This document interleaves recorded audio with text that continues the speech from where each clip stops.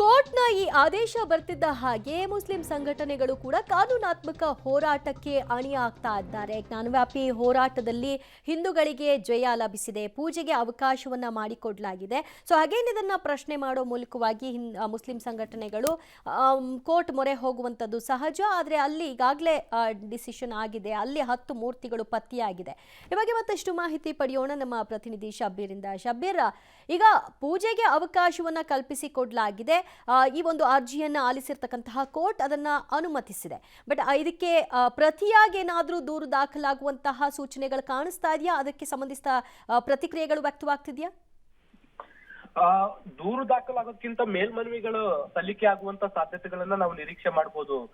ದಿವ್ಯಾ, ಈಗ ಕೋರ್ಟ್ನ ಆದೇಶವನ್ನ ಪ್ರಶ್ನೆ ಮಾಡಿ ಈಗ ಉನ್ನತ ಹಂತದ ಕೋರ್ಟ್ಗೂ ಕೂಡ ಮೇಲ್ಮನವಿ ಅರ್ಜಿಯನ್ನ ಸಲ್ಲಿಸಬಹುದು. ಕೆಳ ಹಂತದ ನ್ಯಾಯಾಲಯದ ಆದೇಶ ಎಷ್ಟು ಸರಿ ಅನ್ನುವಂಥದಕ್ಕೆ ಸಂಬಂಧಪಟ್ಟಂತೆ ಮತ್ತೆ ವಿಚಾರಣೆಗೆ ಮತ್ತೆ ಮನವಿ ಮಾಡ್ಕೊಳ್ಬಹುದು. ಮತ್ತೆ ಕೆಳ ಹಂತದ ನ್ಯಾಯಾಲಯದ ಆದೇಶಕ್ಕೆ ತಡೆಯನ್ನ ಕೂಡ. ಓಕೆ ಶಬ್ಬೀರ್, ಸಂಪರ್ಕದಲ್ಲಿರಿ, ಮತ್ತಷ್ಟು ಮಾಹಿತಿ ನಿಮ್ಮಿಂದ ಪಡೆದುಕೊಳ್ತೀವಿ. ನಮ್ಮ ಜೊತೆಗೆ ಚಿಂತಕ ಚಕ್ರವರ್ತಿ ಸೂಲಿಬೆಲೆ ಅವರು ಸಂಪರ್ಕಕ್ಕೆ ಸಿಕ್ಕಿದ್ದಾರೆ. ಸರ್ ನಮಸ್ತೆ.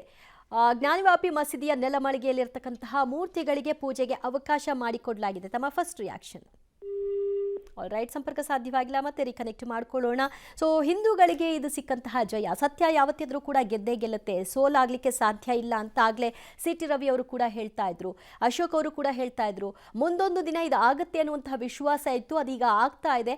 ಆದರೆ ಪೂಜೆ ಆಗ್ಲಿಕ್ಕೆ 31 ವರ್ಷಗಳು ಕಾಯ್ಬೇಕಾಗತ್ತಲ್ಲ ಅನ್ನುವಂತಹ ಕೊರಗು ನಮ್ಮಲ್ಲಿ ಸಹಜವಾಗಿ ಇದ್ದೇ ಇತ್ತು ಅಂತ ಕೂಡ ಹೇಳ್ಕೊಂಡಿದ್ದಾರೆ.